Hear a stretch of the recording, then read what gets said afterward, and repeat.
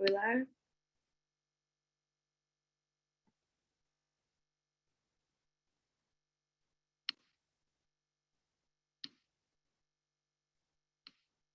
Everyone, thanks for joining us today for our Road to HINAC5 webinar entitled Hands Off My Black Body, Decriminalizing HIV and Abortion. We're just gonna go over some of the logistics on the next slide. So this meeting is being recorded. We are in webinar mode on Zoom. All attendees will be muted. Feel free to ask questions in the Q&A or raise your hand. We'll stop at several points to answer questions. And we also have Spanish translation provided by Gustavo Velasquez. And you can click the globe icon to access that.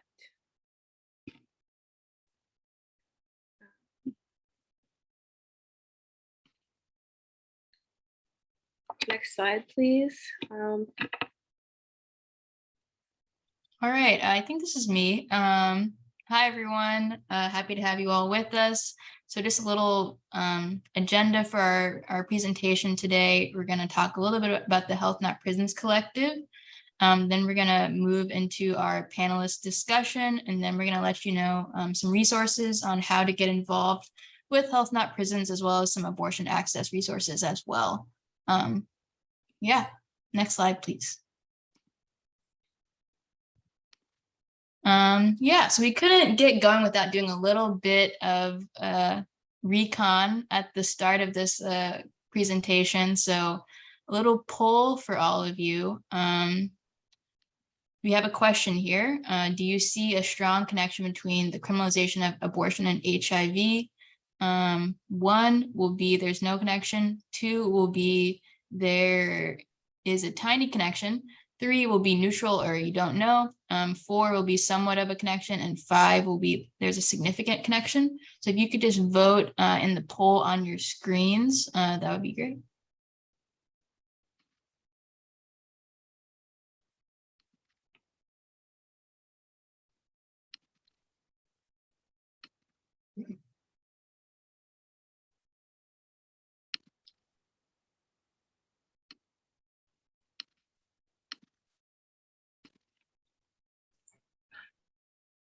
Are you all able to see the results? Looks like right now we have 30 of the 36 people in attendance have participated. Okay, I can't see or I guess, do I have to wait to see the results until everyone clicks it, or? I think we can end it at any time. I guess maybe I'm one of the only, so I can read off the results. So we have 33 people who have participated. 5 are neutral or don't know. Oh, now it's up to 6. 4 people, there's somewhat of a connection, and 24 of the 34 people, or 71%, say there is a significant connection. All right, looks like we're kind of off to a good start already. Looks like everyone kind of recognizes that there is some connection. Oh, look at those results. Yeah, 71% said that there is a significant connection, and I would agree with that. But we're gonna kind of take this time to kind of delve deeper into that connection. So yeah, next slide, please.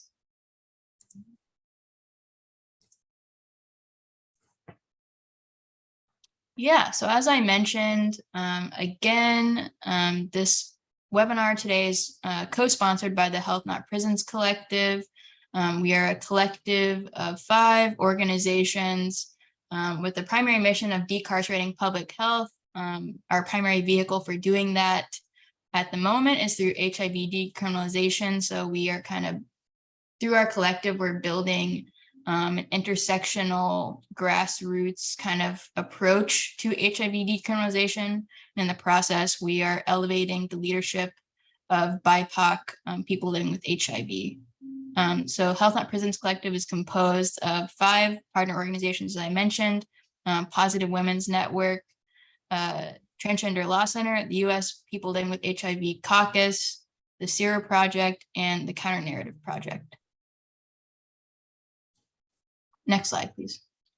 Yeah, so just a little bit about us, kind of as I said earlier, each of our 5 partner organizations are led by and accountable to communities most affected by HIV criminalization.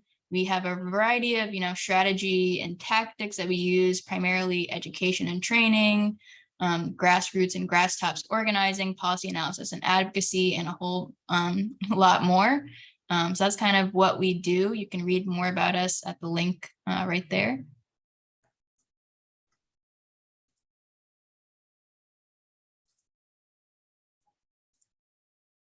Yeah, so the Health Not Prisons Collective, H&P for short, we kind of are guided by 8 principles. I think all of them are great, but the 2 principles that I think are most relevant to this topic of conversation today are racial justice and bodily autonomy.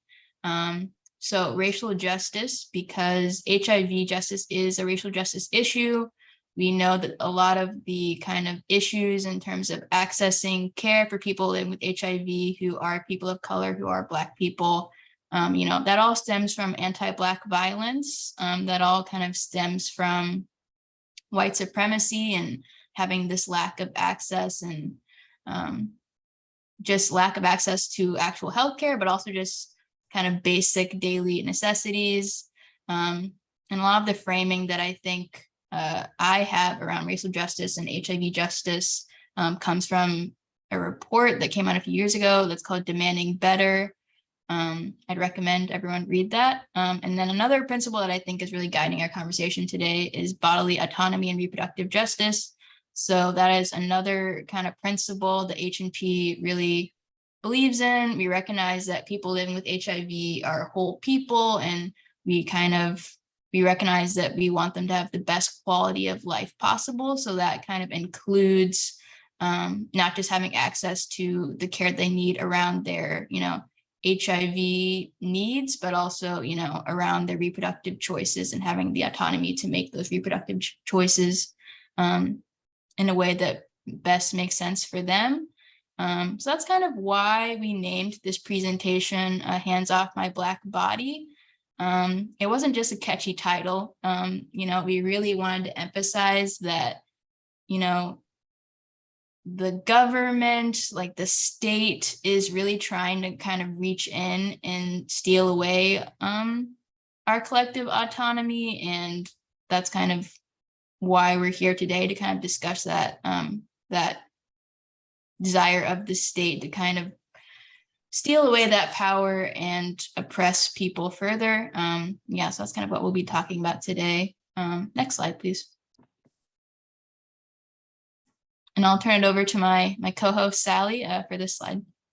Thanks, Elena. Yeah, just to dive a little bit deeper into what Elena was saying and why we named this Hands Off My Black Body. So just wanted to present you with the tenets of the reproductive justice framework, which include the human rights to maintain personal bodily autonomy, have children, not have children, and parent the children we have in safe and sustainable communities.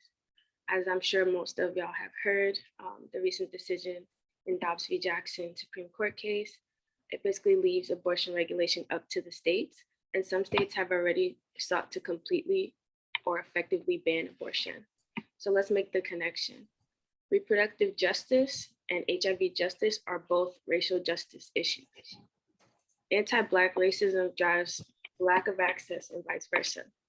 Black and brown and low-income folks are most impacted by systematic barriers to reproductive healthcare, including contraception and abortion access.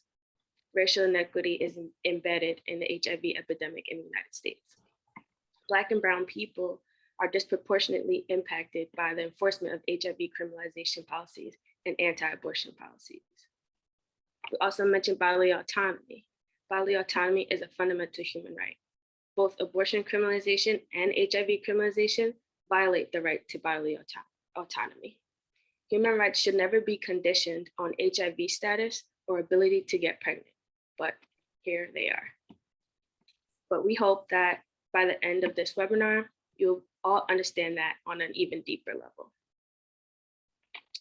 Next slide, can go over the objectives. So our objectives today are to learn how HIV and abortion criminalization are connected examples of anti-Black violence and violations of the human right to bodily autonomy, to develop a better understanding of who is most impacted and the consequences of this criminalization, and also to discover how to bring a reproductive justice lens to the work to end HIV criminalization. I'll pass back to you, Elena. Next slide. Thanks, Sallie. So just like as a little framing for our discussion today, this is a map from the Fuller Project, and it just basically shows the state of abortion access as of right now. I believe it's pretty up to date. So, for example, as you can see, a lot of states, especially in the South, have either total bans or like 6-week bans, which is not a coincidence. Yeah, so for those folks who are seeking abortion, particularly in the South, they're going to have to travel long distances to get to some of those lighter blue states where abortion access is still legal. Next slide, please. And another map we have here is courtesy of the Center for HIV Law and Policy. It just kind of details the state of HIV criminalization in the United States. So for example, as you can see, the darker orange are states that have prosecuted people living with HIV under non-HIV specific criminal statutes. So I guess the two ways that people living with HIV can be prosecuted is either through HIV specific criminal statutes or more general statutes like assault or something like that. So as you can see here, most states have either or both of these types of laws that they use to prosecute people living with HIV. 9 states have sentencing enhancements. A lot of states have sex offender registration requirements as well. 6 states, including my home state of Tennessee. Well, only, I guess, 14 now, I think, with Georgia, has repealed or reformed their HIV-specific criminal statute.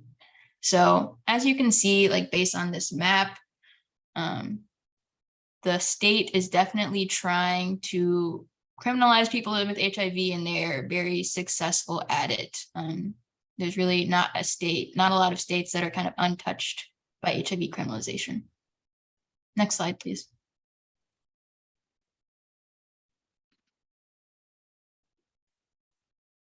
So next, we're gonna jump into our panel. I mean, we probably should have did this sooner, but can introduce ourselves. My name is Sallie Thomas. I use she, her pronouns. I'm the If, When, How Reproductive Justice HIV Fellow placed at Positive Women's Network this year. And my colleague, Elena. Yeah, thanks, Sallie. I know we should have done this probably at the beginning, but hi, everyone. My name's Elena Ferguson. I use she, her, hers pronouns. I am the coordinator for the Health Not Prisons Collective and also the policy specialist at Positive Women's Network. And happy to be here today. So we're gonna start introducing our wonderful panelists for today. First up, we have Gerald Hayes. Jeryl has focused her legal career to social justice and gender equity with specific expertise in reproductive health, rights, and justice issues. She currently serves as the Movement Building Director at If, When, How, Lawyering for Reproductive Justice, where her role is to shape movement building strategies, grow and evolve programs, and oversee the mobilization and networking of law students and legal professionals to champion reproductive justice within and beyond the legal system. Hey, Gerald. Happy to have you. Yeah, go Jeryl. Our next panelist is Michelle Rigdon Anderson. She is a policy associate for the AFIA Center, an organization run and led by Black women whose mission is to serve Black women and girls by transforming their relationship with their sexual and reproductive health through addressing the consequences of reproductive oppression. Before joining the AFIA Center, Michelle graduated with an AAS in substance abuse counseling and served as a counselor 1, HIV educator for clients and staff, and first AIDS instructor at a judicial drug treatment facility women's program in Wilmer, Texas. Her goal is to further her education and attain her BA in political science. In her spare time, Michelle, formerly 2011's Miss Plus America, is a national ambassador for Greater Than AIDS Empowerment Campaign and the Black AIDS Institute, where she uses life experiences to eradicate HIV stigma and challenge oppressive laws that creates barriers for Black women and girls from achieving access to resources that will allow them to reach their full bodily autonomy. Happy to have you, Michelle. Next up, we have Marcia Galette. Marcia Galette speaks from heart, sharing, courage, strength, and hope. She is a passionate advocate for removing the walls of stigma, one brick at a time, that surround HIV and mental illness due to ignorance. Ms. Gullatte has a Master's of Social Work degree and a Bachelor of Art degree in psychology. Ms. Gullatte was diagnosed with HIV in January of 1994. Ms. Gullatte is the co-founder of her own HIV nonprofit organization, Radiant Open-Minded Self-Assured Empowerment, ROSE HIV Project, from 1996 to 1998. She went on to work for AIDS Survival Project in Atlanta, Georgia, as an outreach coordinator and later program manager, treatment education. Next, she worked as a community liaison for DuPont Pharmaceuticals and Bristol Myers Squibb. She has spoken at the United Nations, many churches, schools, and national conferences, such as the United States Conference on AIDS. Currently, Ms. Gullatte is working as a volunteer as a community health worker and support group facilitator for several organizations. And Ms. Gullatte is a member of Positive Women's Network's Alabama chapter, doing amazing work around voter outreach, reproductive justice, and trans liberation. Thanks for being here, Marcia. Our next panelist is Baile Martin. She is a woman of transgender experience from New Orleans, Louisiana.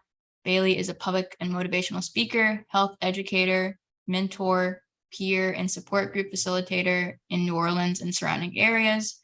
Baile became interested in HIV advocacy to help people living with HIV overcome barriers, access to services, and find support in others living with HIV after being diagnosed in 2015, after being raped, through the support and opportunities made possible from that moment. She went on to create and facilitate trainings and content for youth, young adults, and HIV service organizations, creating capacity building services in client service, program development, program implementation, and communication and community engagement. In the last 6 years, Baile has partnered with various organizations and public agencies to bring awareness to HIV/AIDS and advocate for those who can't always advocate for themselves. A SUNO Knight, Baile received her Bachelor of Science in Health Services Administration and Bachelor's of General Studies in Sociology with a minor in Substance Abuse and Addictions. Baile is now an executive director of her own trans-led nonprofit, Trans AF, focusing on jobs, education, and housing with sexual health. Happy to have you with us, Baile. And last but certainly not least, we have Akayla Galloway. Akayla Galloway identifies as an Africana womanist. Her advocacy focuses on the experiences, struggles, and needs of Black women and women of the diaspora. Receiving her degree from the University of North Carolina at Charlotte in both Africana Studies and Political Science, she plans to use her education to further her advocacy work. Akayla's work stems from the historical reproductive violence that Black women faced and continue to face. Akayla's advocacy has morphed over time, especially as she's moved further south. Her work focuses on the intersectionality of race, sexuality, and gender. Akayla currently serves as an If When How Reproductive Justice Fellow placed at Sister Love Incorporated in Atlanta, Georgia. Awesome. Thanks for being here, Akayla. So let's just jump right in. So I wanted to just open up the conversation by asking y'all a question that kind of aligns to the title of our panel today. why is it so important to uplift Black people in the fight for HIV justice and reproductive justice? If I could have Marcia answer this question, it'd be great. Thank you. First of all, I feel like it is a human right and it's human justice for us to be able to say what we can and cannot do with our bodies, such as to have or not have children. Back in 1990s, I was HIV positive, and I was pregnant with my second child. And many people felt that I did not have the right to have a child. Even people in my husband's family, one never ever met my son the whole time she was alive. She just died this year. And she's never met him because she felt like he was an abomination because I had him and I was HIV positive. We should not be criminalized because we want to have the right to have children. And we should not be criminalized because we have HIV. Thank you for sharing, Marcia. I'm so sorry to hear that. Akayla, can we ask you that same question? Why is it so important to uplift Black people in the fight for HIV justice and reproductive justice? Yeah, for me, I think that it's important to uplift Black folks in these conversations because we're the most impacted by criminalization, surveillance, and overall injustice in our communities. And I think that when we center Blackness, it is a resistance of white supremacy and all of the other regimes of oppression that we face on a day-to-day basis. By centering Blackness, we're also centering Black approaches that are authentic to our expression and our identities. We cultivate spaces where we can show up and create solutions that will be beneficial for us rather than other people having those conversations and crafting solutions for us that aren't necessarily authentic or genuine or affirming. And I think by uplifting Black voices in this space, we're also affirming of the experience and also making connections that far exceed anything outside of criminalization. Thank you so much.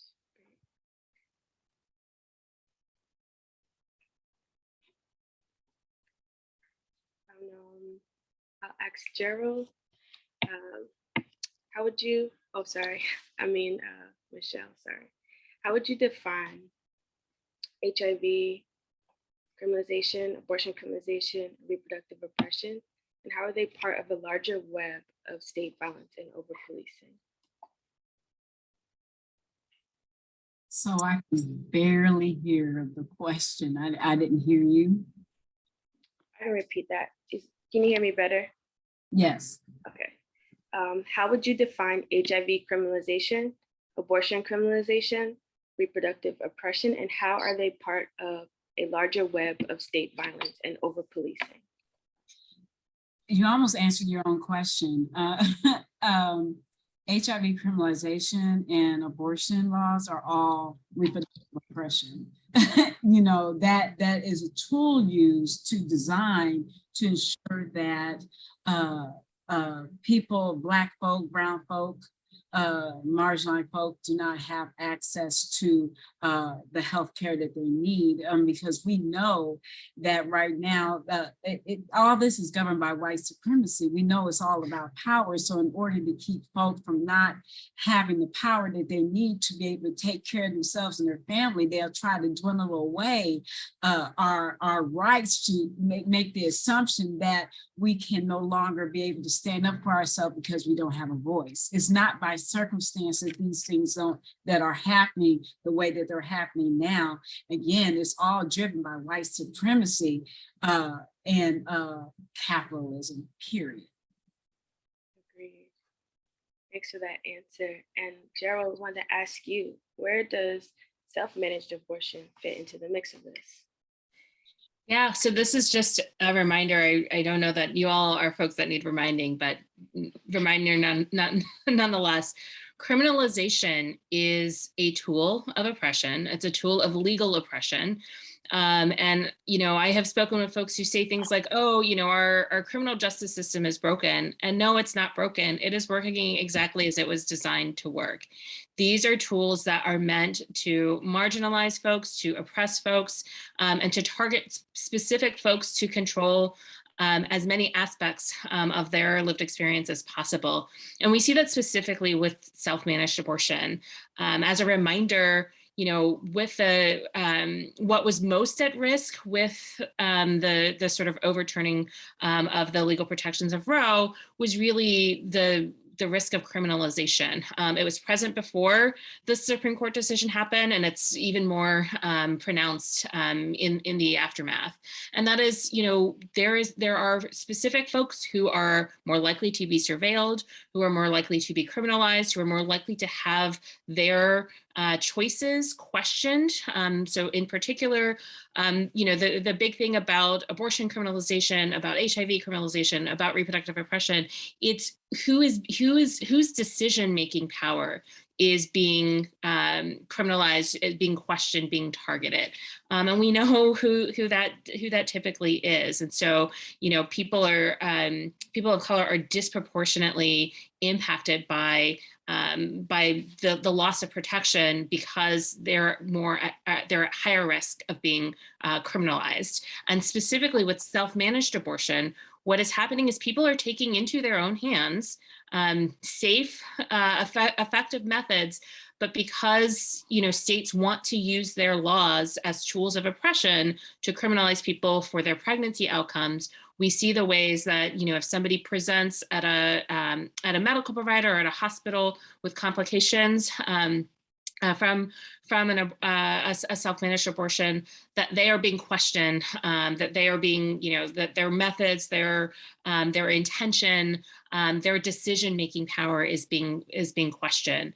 And so that's, you know, that's how the self-managed abortion fits into this. Self-managed abortion is people taking into their own hands their reproductive health care.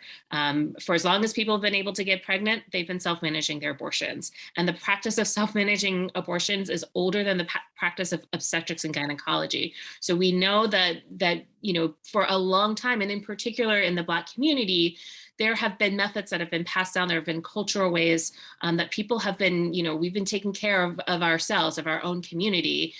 There are cultural practices, but with, you know, the sort of intrusion into the midwifery practices of, you know, of the medical, of more medicalized medicine that has driven out some of our cultural practices. This is where, you know, where criminalization comes in as a way of controlling how folks are really, you know, managing their own lives. So that's the connection of self-managed abortion with criminalization.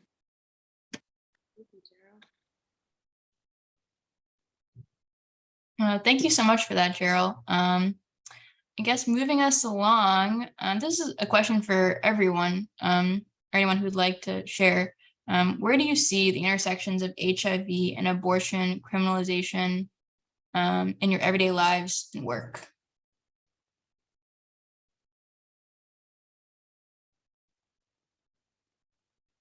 Being a Black woman living in the state of excuse me, not the state, but the country of Texas,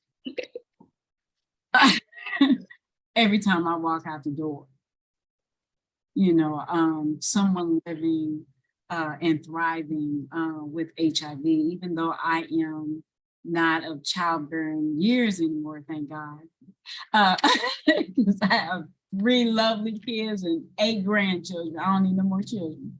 I know that the intersection of how those work, it brings me fear to know that if I was of childbearing years, that I decided that I want to have a child, I run the risk of being criminalized for HIV, because although there is no criminalization law in the state of Texas, there is, and they do use exposure as a way of criminalizing folk who are living with HIV. And so knowing that I can walk out the door, right, and get when I call it double whammy. I can be criminalized because somebody from my past has said that that I exposed them to HIV. I can be criminalized for the mere fact of just having sex with a consensual sex with somebody right now with HIV. And God forbid if I get pregnant, right? Then it sends this whole double criminalization for me being, first, I wouldn't be criminalized no more or for being, I wouldn't be criminalized for the act of having an abortion if I choose to, but I will be criminalized for just having the sex to end up having an abortion to begin with. Right. So so being able to see that in my lived experiences is one thing. Being a Black woman living in a state where I do not have access or have a fundamental right to access healthcare is a whole nother issue that that we should begin to have conversations about. I don't know if I answered the question. I think I did. I think you did. I think you answered it beautifully. Anyone else? No, you're good. I'll go on a tangent. We love a good tangent every now and again. Anyone else? How do you see the intersections of HIV and abortion criminalization playing out in your everyday lives?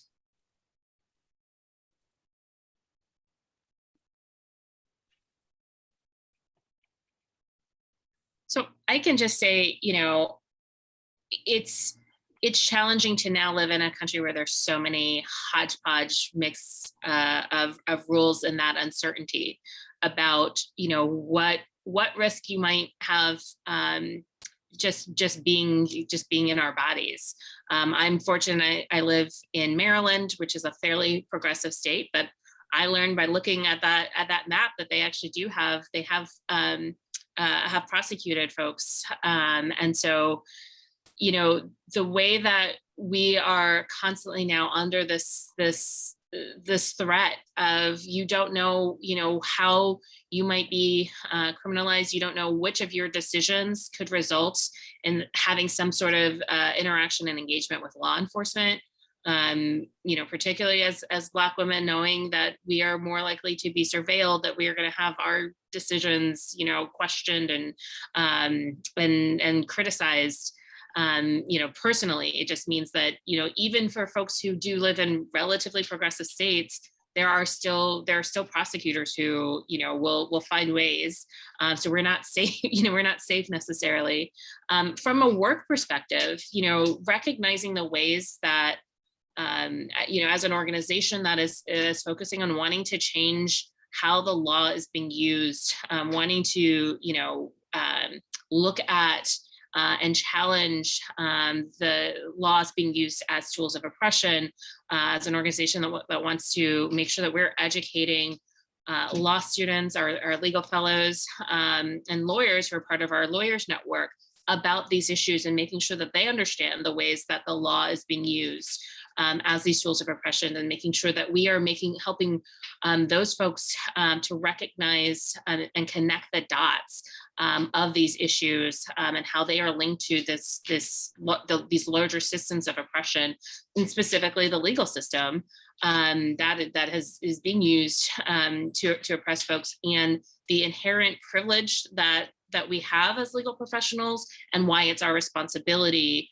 to leverage that power that we do have, you know, in furtherance of reproductive justice, in talking about these issues and not stigmatizing issues like HIV, like abortion, and making sure that we are talking about it from, you know, from a lens of not stigmatizing people's lived experience, and recognizing the intersections that people live their lives, and that's our role and duty as lawyers, is to make sure that we are, you know, like I said, leveraging as much power as we can to really change the system, and make sure that we're, to the extent possible, protecting folks from being criminalized as much as possible.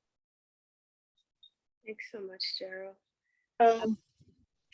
I was just going to say, from a lived experience point of view, of course, I am, believe it or not, too old to have children. So I can't really speak as today about abortion, but living as a single woman with HIV, it is very difficult to live in this world and date.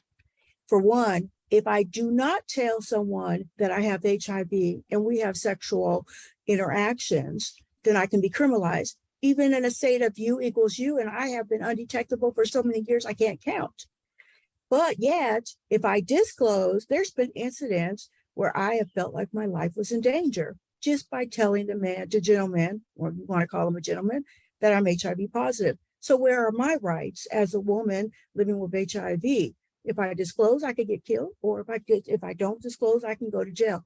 What are you supposed to do? I refuse to accept a world where I have to be single for the rest of my life because I am HIV positive.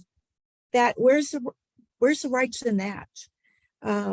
So I feel like we really need to look at this. Even another thing I would like to say, as a professional, I've lived in many states, and I have tried to work as a professional, a social worker in HIV related organizations.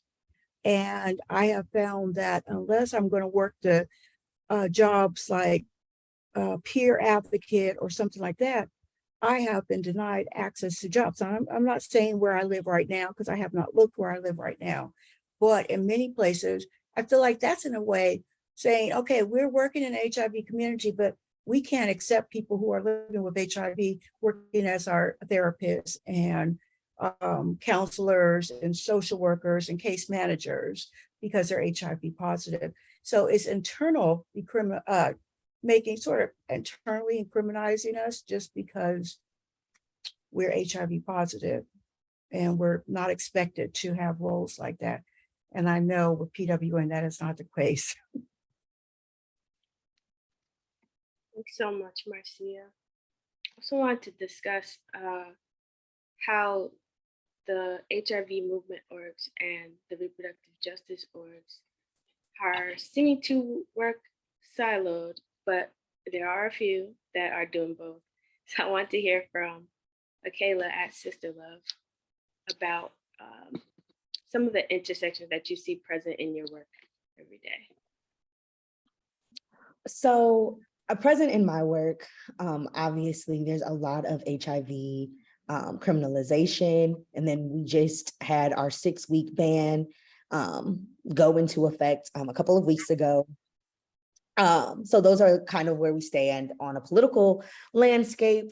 But more recently, using my Indigenous expertise, as Dazan likes to call it, my lived experience, I was just recently in Canada for the International AIDS Conference in Montreal. And there I was participating in a panel, and a woman shared her story about how when she found out that she was pregnant, they encouraged her or tried to coerce her into having an abortion.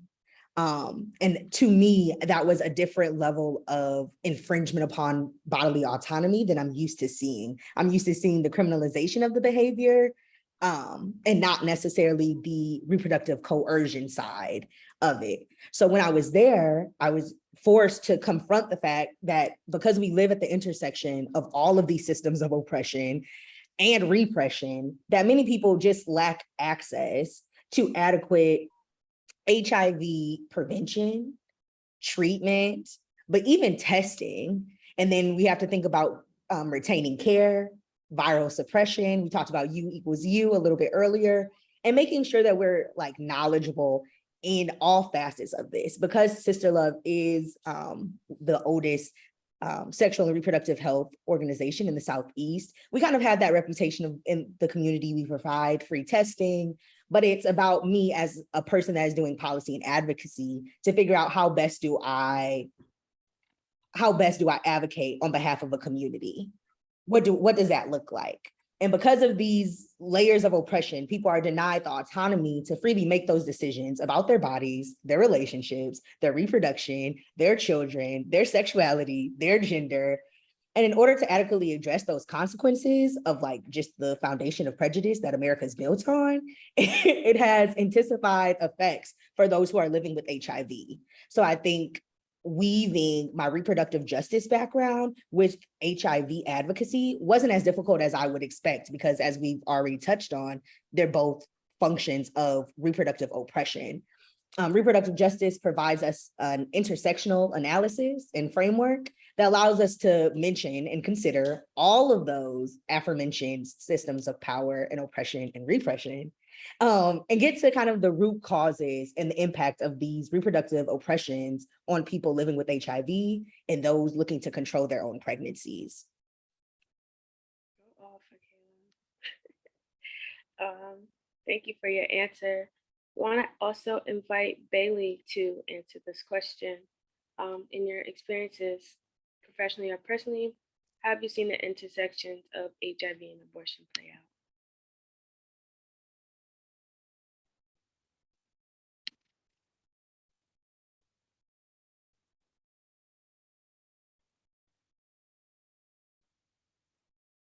If you're speaking, you're on mute, Baile. Can you hear me? Yes. Can you hear me? Yes. Oh, okay. Sorry. I feel a little okay. All right, the intersectionality of it all, I guess I'll go from my views. Because I was looking over my questions. I can see. Repeat the question, because I have four different things going on. Just repeat it one last time. Sorry.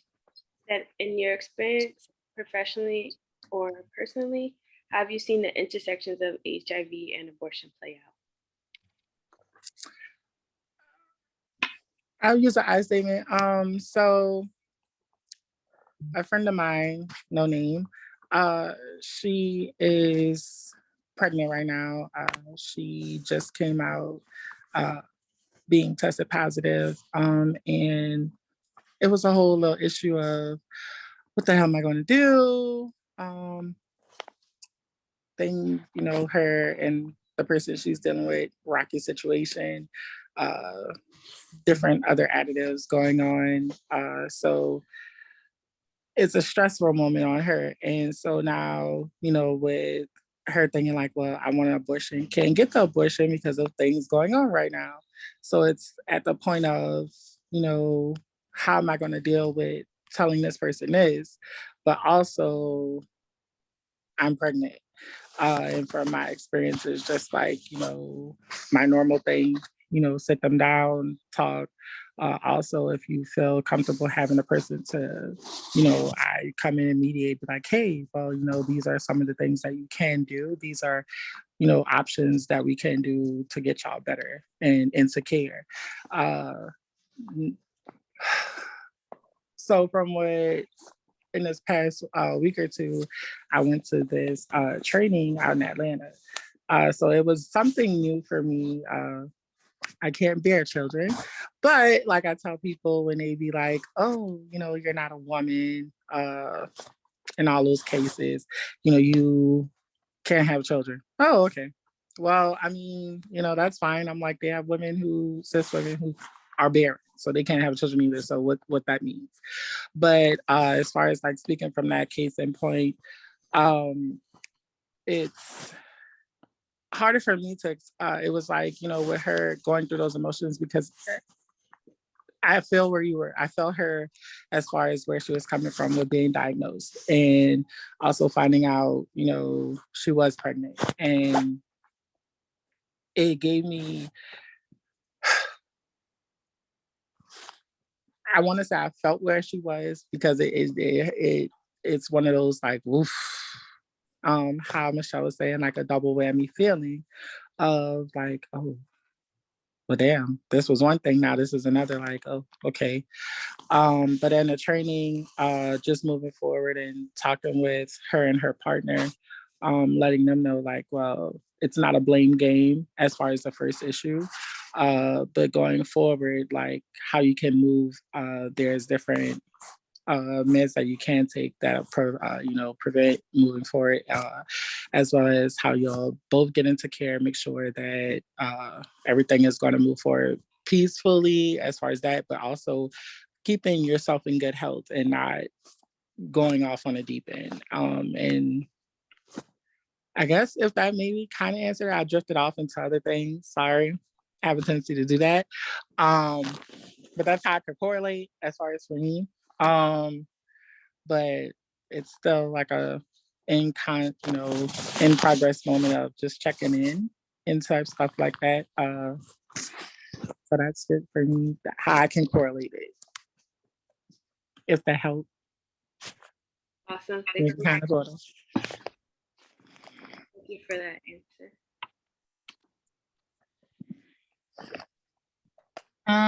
All right, everyone. Well, I guess I just got a question from the Q&A that I think would be good to answer now. I can't see who sent it, but whoever you are, thank you for your question. Talking about oppression and ties us to so much history that has to do with extra legal practices that have been condoned for 400 years here in this country. We had a quote earlier that criminalization has always been a tool of legal oppression, but this legality is so often questionable, like the accepting of hearsay in the testimony that often ends a person living with HIV in jail when that person has had consensual sex. This feels like a blatant extra legal practice. What do we do to continue to fight this? Anything besides what we are already doing? Yeah, I can speak to some of that, which is, this is part of the challenge right now and working, we have to work, in some ways we have to work within the system that we currently have, while also trying to make shifts and changes to the system. And part of it is acknowledging, as was noted, the extra legal aspects and the ways that, are the challenges in our legal system, the ways that there are processes and procedures that are used to further harm folks, and that there is work that is happening by lawyers on the ground who are kind of working to change the system from the inside, but also there are bigger questions about what should our criminal justice system look like? What would it look like to focus more on liberation? What would it look like to dismantle the carceral state that we have right now? That is, part of it is that there are folks within the legal system who don't acknowledge the history, who don't acknowledge that there is white supremacy that is present in so many aspects, that there are inherent unfairness that happens in the ways that sentences are carried out, the way that the disproportionate even connection with law enforcement and how people are being targeted and prosecuted. And I don't know that we talk enough about, as a side effect of criminalization that happens, really, what does that do to our communities? What are the after effects? Even if you're just accused of a crime, and not even so much that even if you're not found to be guilty, even the process of being prosecuted for a crime, being put into, being held, if you don't have access to bail funds, people can lose their jobs from just being accused of a crime and the time that it takes for them to get access to legal representation. They can lose their job. They could lose their housing, they can lose their children, they can lose so much of their livelihood if they have underlying health conditions. And we know that our prison system right now is not set up to really fully meet the needs of some people's basic healthcare needs, right? So there are so many aspects of our current carceral state that already don't serve people, are already inherently there's already a disparate impact that's already inherent.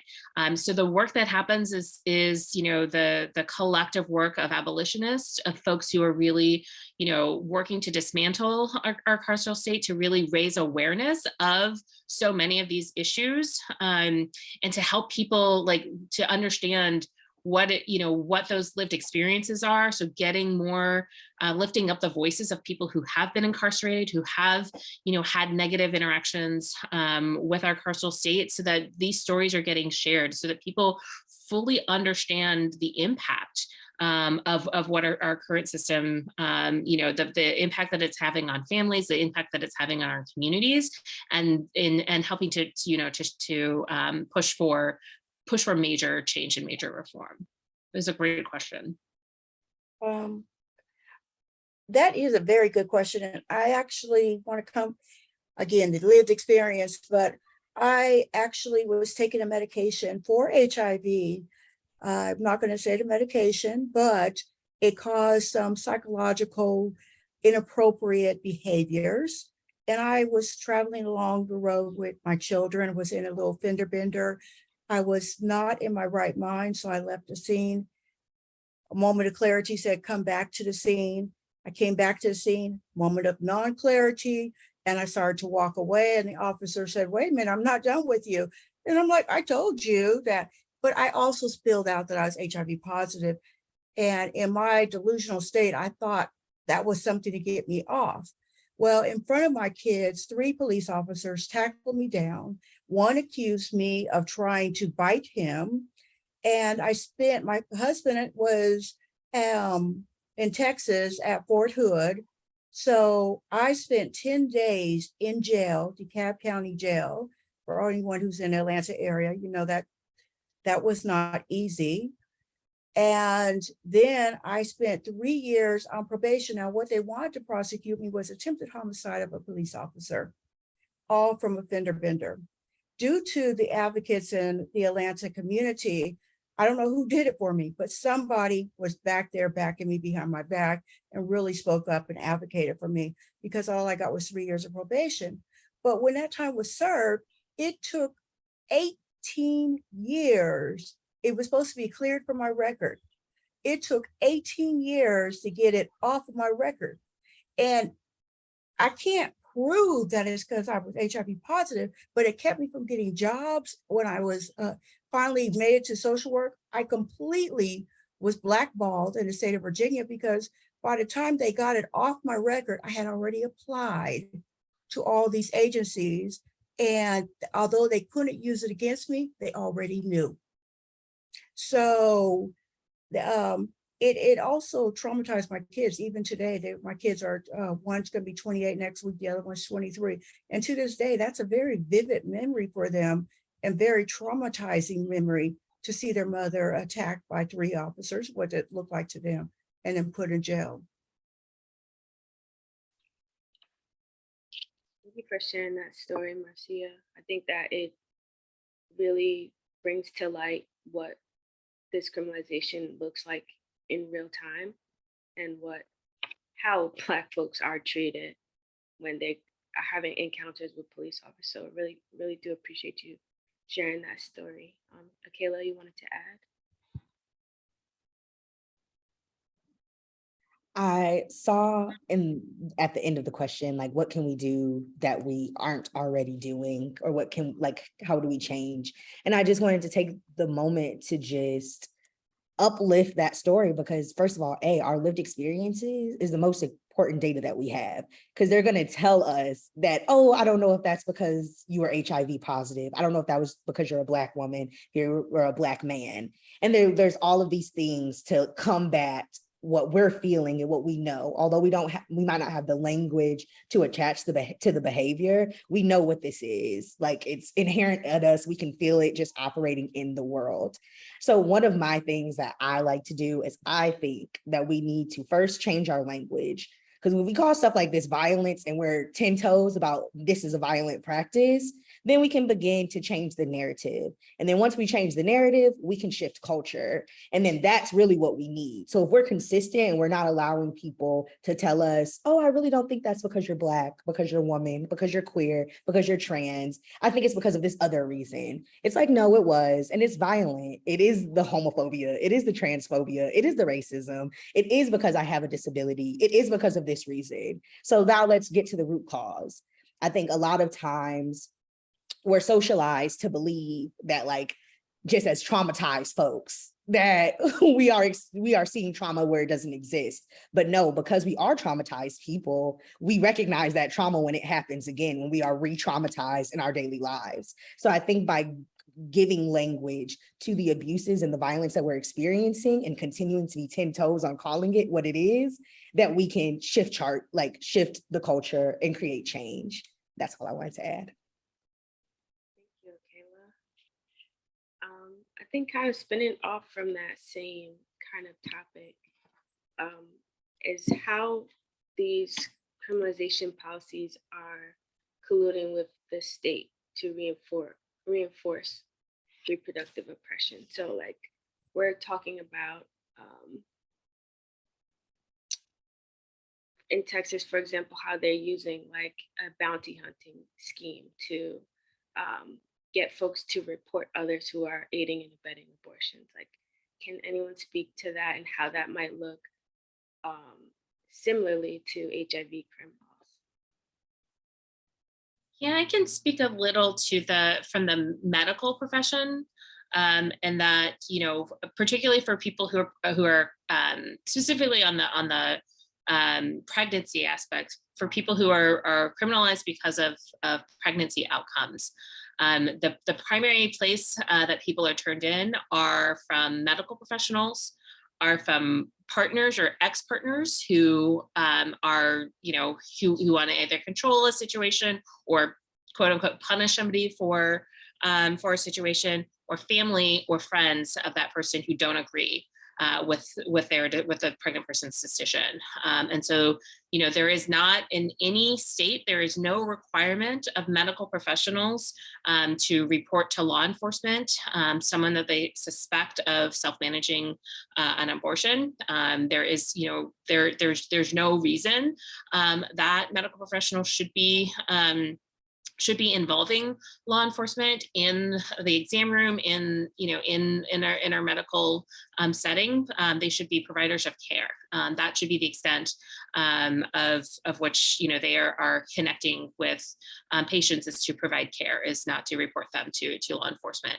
But there is encouragement from prosecutors, from law enforcement, to work, you know, with medical professionals who, you know, and say, you know, if you think somebody, you know, if you have any suspicions, just, you know, you just let us know, we'll take care of it from there.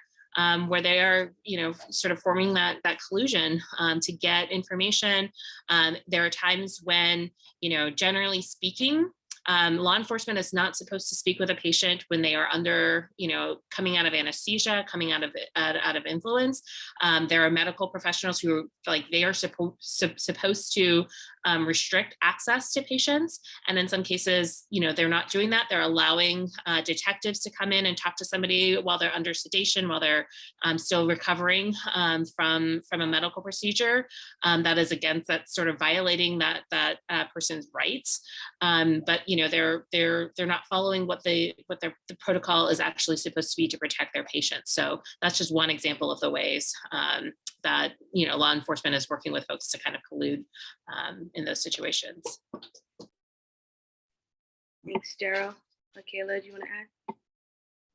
Yes, this is just on a everyday person, not really based in academia, but these stimulus checks stop coming. And so they're putting a price on policing or vigilante reporting of people who are seeking abortion care. So if you're telling this person, oh, you can get up to X amount of dollars and my income isn't, of course I'm going to snitch. Of course I'm going to find somebody to weaponize their situation for my good. And I'm not saying me, but I'm just saying that's what capitalism has done to the people. So that you look for ways to survive. And I think like that's another like effort of that collusion. Like, oh, If you're here, like if you see somebody that's talking about abortion or might be getting an abortion, if you tell us, we're going to give you a bag. And I think like that's the harmful part. Preying off people's poverty. That's all that it is. We have to understand that, you know, the most disrespected person. Let's start there, right? And secondly, we must continue to who's more likely to live with an HIV diagnosis? Who is more likely to live in poverty? Who is more likely to be over-criminalized? So it's all these things. Again, it is systems that is designed to be that way. I mean, but here's the thing, and this is going back to the question that we talked about before, because I have wanted to respond to that, but it's so hard to respond after Akayla speak, because she take the words out my mouth every single time.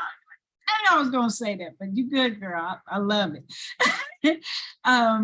For me, it's more like how all this is all about how do we have conversations, right, around HIV? You know, how do we don't want to normalize the conversation, because here's what's happening. We begin to normalize HIV in a way because we want to destigmatize HIV. We want to destigmatize women who have abortion access. We want to destigmatize all those things. But if we continue, if we start normalizing stuff, then people start losing their access to affordable health care, because it's happening right now as we speak, especially in states who have not expanded Medicaid. So we're literally, people are being disenrolled right now because they have lost their disability status. And that's another conversation that needs to be had, because now they're in the world of U equals U. Now that you have an undetectable viral load, you could possibly lose your HIV status. So how do we continue to have these conversations, but not harm people in a way or put them in a way where they are going to lose access to resources? And the only reason why I'm mentioning this now is because I lost my access because I have an undetectable viral load, and then which led me to lose all my health care. And the only reason why I have undetectable viral load is because I have access to healthcare, you know. And so it's how do we continue to have conversations, and how do we continue to have conversations on dismantling these systems that we're talking about dismantling when we benefit from them in some way? We benefit from the same systems we want to dismantle. So how are we going? So what is that going to look like for us?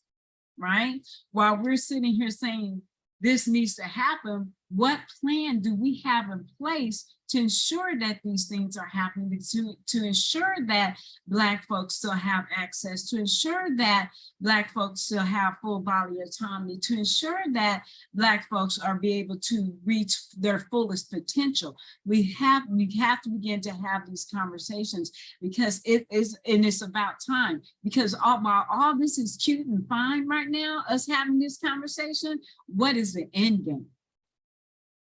Because they come for us. Our civil liberties are under question as we speak, right? And so continuing having conversations like this with some real outcomes is going to kind of help shape what policy is going to look like later on down the line. Yeah, thank you so much, Michelle. Yeah, I identify as an abolitionist, and if you're an abolitionist, please put in the chat.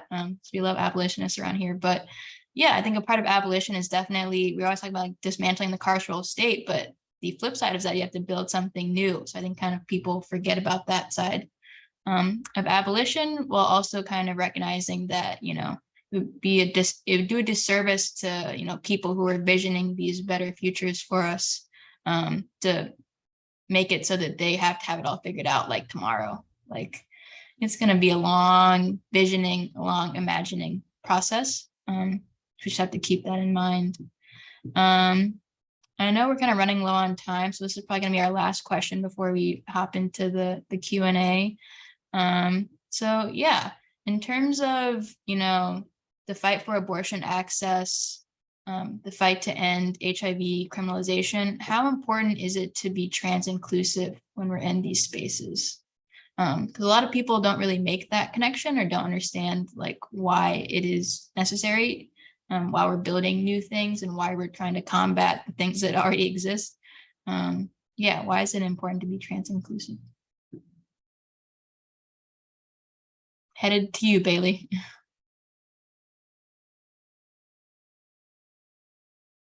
Oh, you're on mute if you're talking. God damn. Can we hear now? Yeah, you're good. Okay.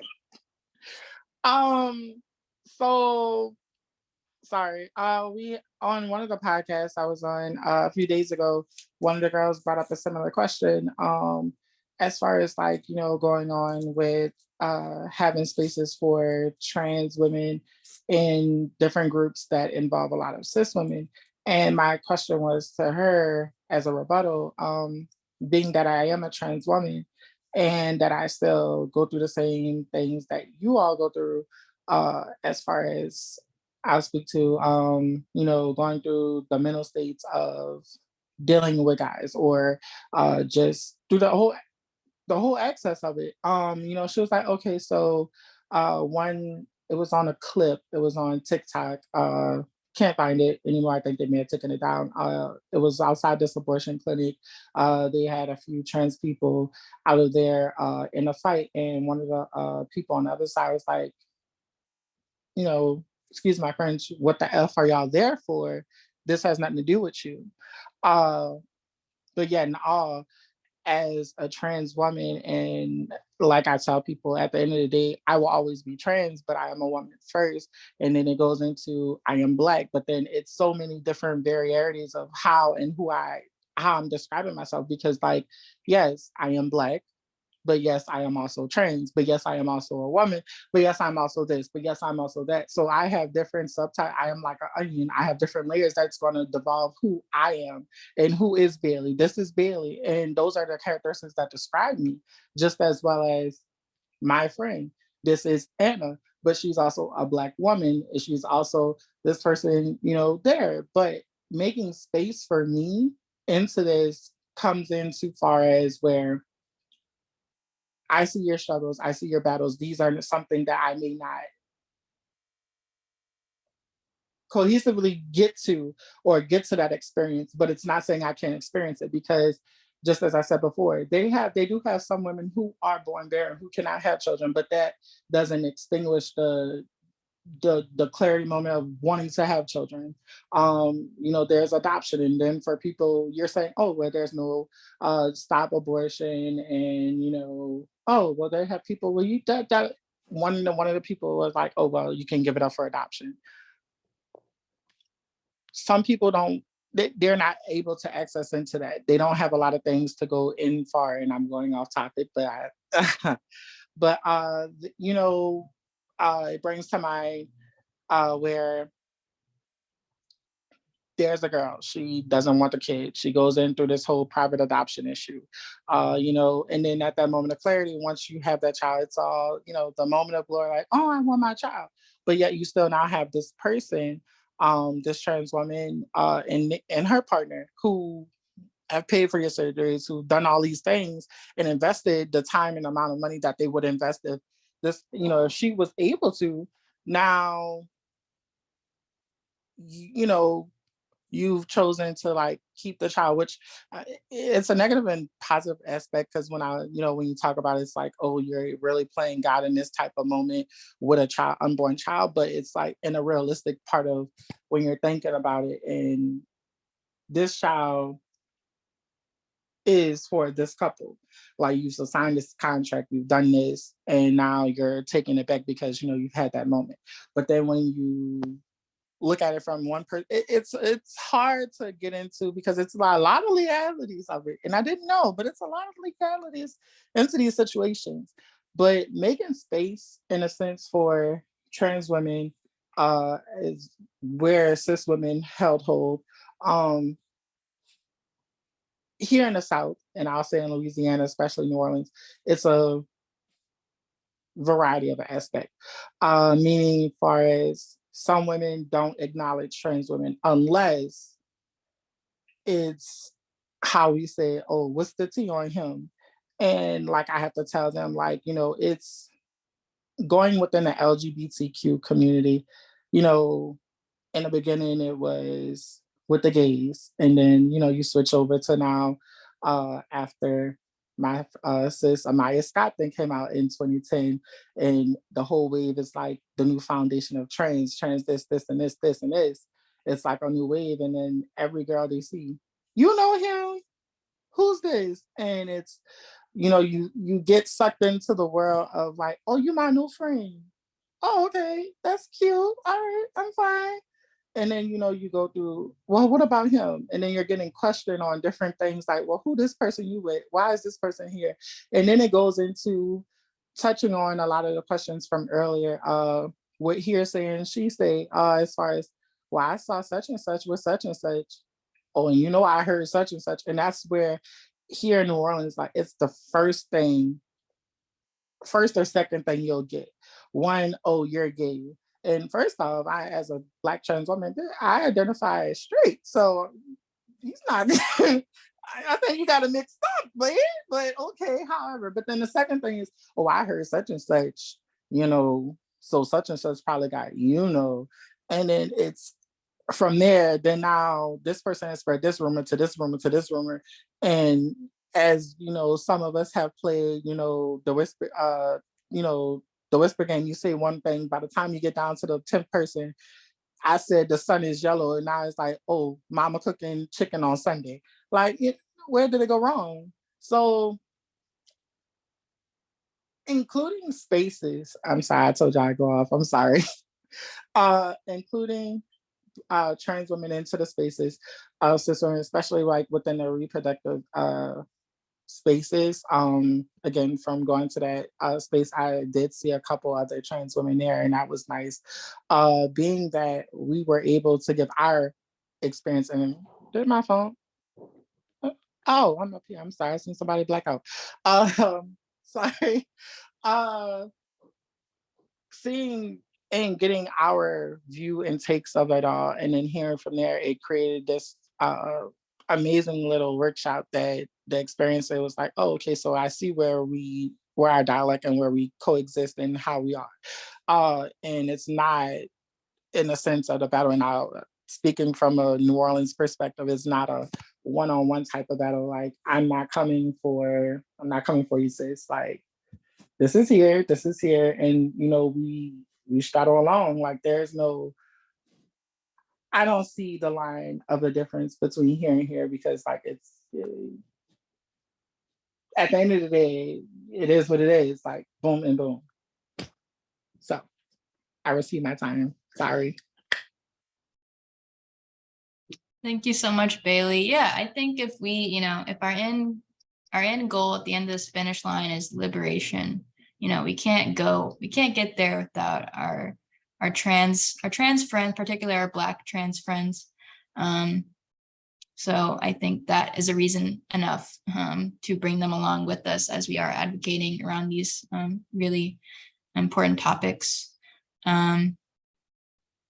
Yeah, I think we're kind of reaching the end, close to the end of our time. So we'll just take a few questions from the Q&A. I'm sorry we won't be able to get to all of them. I'm sure we could talk about this forever or the whole day.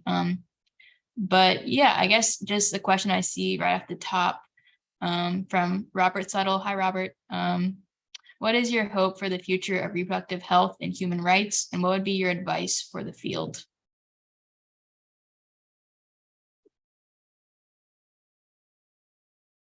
And anyone can take that. Happy to kick us off. You know, one of the opportunities we have now with the most recent Supreme Court case, one is recognizing that it was never meant to protect us in all the ways that we needed. It did not address so many of the issues that face folks. And so we have an opportunity to build back better. We have an opportunity to build to build systems and programs and support that fully meet all of our needs, that don't pick and choose which healthcare we support and which healthcare, is way more limited and restricted. That that there are extra hoops to jump through to get some basic healthcare aspects. So, what does it look like to have a medical system that is centered around making sure people have what they need to be healthy? If we're not focused on just treating what already is, but if we really think about our healthcare system as a way to really get people to the healthiest state that they can be, because that our health is our biggest source of wealth. And so, if we are able to build a system that actually meets all of those needs, that doesn't make your zip code or how much money you have in your wallet the determining factor of how healthy you are, that to me, that's putting ourselves in the best position. That's putting ourselves in a way that centers around our needs and thinks through and really meets our the demonstrated needs that we have. So I'll leave it there. Thank you, Jeryl. Michelle, you want to add? Sure. Thank you for that, Jeryl. I also believe that allows us, because of what has happened, it allowed us the ability to kind of sit back and like to look at how Black women, how this impact of Roe v. Wade has wreaked so much havoc in our lives, but also how the overturn of Roe v. Wade allowed us the ability to really look at what full bodily autonomy means for folks, and also allows us the ability to kind of shift our focus. First, take back the narrative of what RJ is and what it's not. That's the first thing. And then secondly, be able to have a full conversation of what healthcare looks like by way of birth justice work. And so, because we know that Black women are more likely to die from maternal health outcomes than any other ethnic group, right? So how do we take back ownership? How do we start figuring out a way to dispel a lot of those myths around birthing options, right? And doulas and what doulas do, and start re-educating our communities on what birth justice is and how you can also be able to have choose to have the birth options of your choice now that abortion is off the table. I think it's really important that we continue to have these conversations around the detriment of making these passing laws like the overturn of Roe v. Wade, even though we know that it didn't benefit Black women. It really didn't. But what it did do was allow me the ability to access healthcare and contraceptives in a way that was affordable to me. And now that I don't have access to it, right? All these things are going to happen for me. So it's about not just talking about birth justice, but having real conversations about generational poverty. Again, over-criminalization. Again, having conversations around what is the overturning of Roe, what it's going to look like in my community. How am I going to be able to access these resources? How am I going to be able to, such as healthcare, or access to public resources, And so again, it's about, how do we again, have these conversations in a way now that since Roe v. Wade is overturned, how do we continue to protect Black and brown folk who choose to decide to have babies, and continue to help those who decide they want to be forever aunties or uncles. Thanks so much for that answer, Michelle. We have another question from Deirdre speaks. Hey, Deirdre. Her question is, well, how can we continue to educate folks about the criminalization and abortion access or resources? Whether living with HIV or not, what are the best modes of information and conversation? So are there any resources that we should be plugging folks into, any conversations that are being had or need to be had that y'all see happening? Just give us everything you got. I'll just say quickly, it was shared earlier, if, when, how. So we are a lawyering for reproductive justice organization. From our litigation and policy side, we work with clients who have been criminalized for their pregnancy outcomes. We have a Repro legal helpline for people who want to get advice about potential criminalization, especially related to self-managed abortion. We also have a site for young people, if young people are looking at their abortion access and have questions. And we also have a Repro Legal Defense Fund that provides bail support and resources that are needed in defense for somebody to if we're not able to take their case on, to support other lawyers to do that. So there's information that's available on our website, ifwhenhow.org. We encourage folks to share that. These conversations are happening a lot over social media.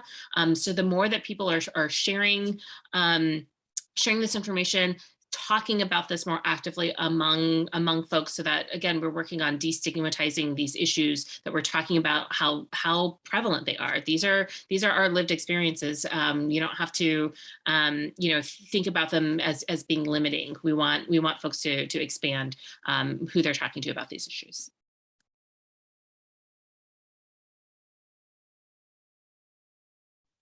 Thanks, Jeryl. Elena, do you want to? Yeah, I see Akayla's hand. Go ahead, Akayla. I'm sorry, I really just wanted to answer the question and just say that all of the organizations that are mentioned here have amazing resources. I'm subscribed to, I'm If When How Fellow as well, but I'm subscribed to all of the newsletters and all of the things. That would be my first step. And then my second step would be continuing to engage those in your community, because we need to have open and honest conversations about HIV, about abortion access, about criminalization of our folks, more than know your rights, know how to talk to police officers. Like, beyond that, we need to have intentional conversations. And yeah, there's always an auntie somewhere, especially in the repro community, that is willing to educate you or link you to some type of resources.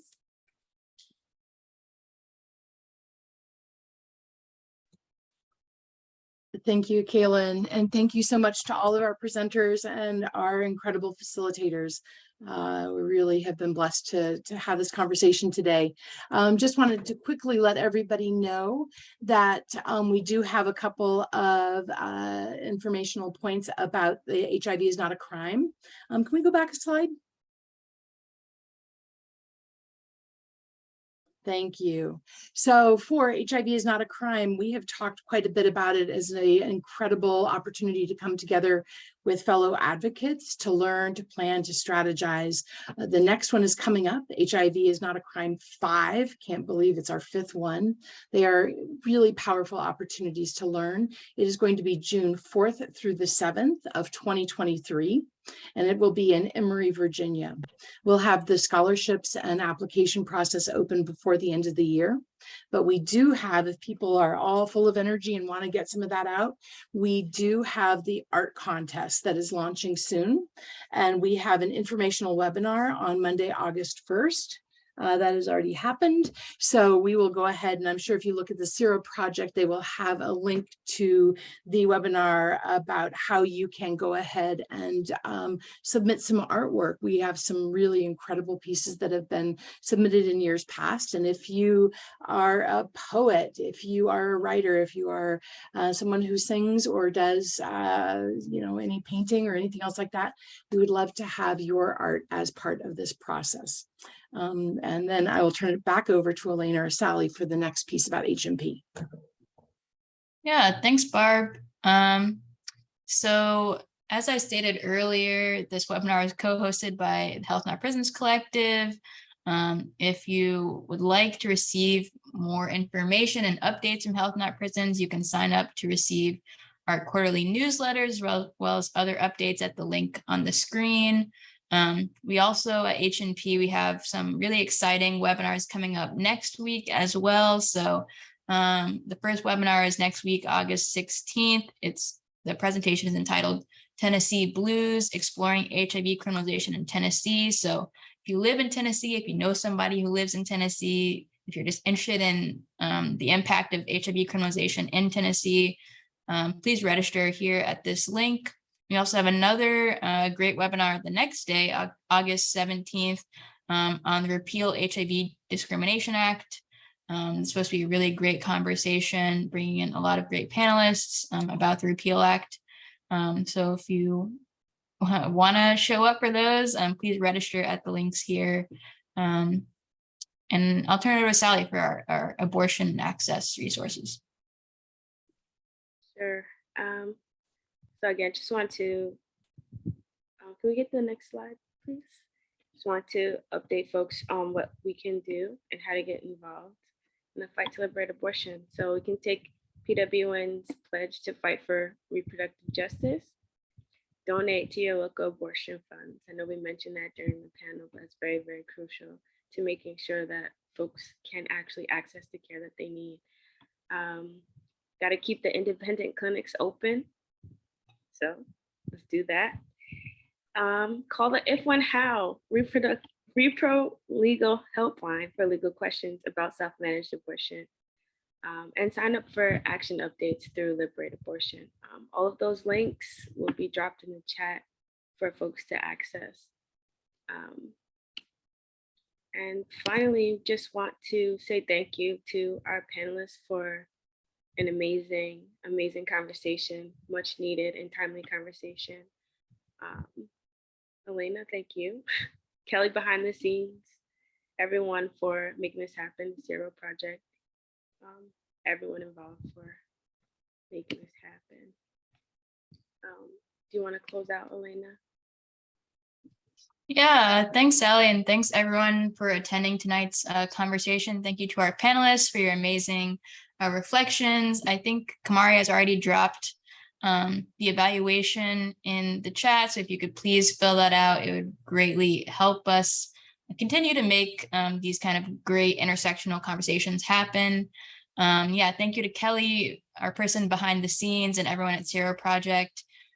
Please sign up to attend HINAC5 that's coming up next summer. And if you want to learn more about all these differing intersections of different forms of criminalization, please sign up for Health Not Prisons collective updates as well. I know we're a little bit over, so I'll let everyone go. Thank you so much and have a great night.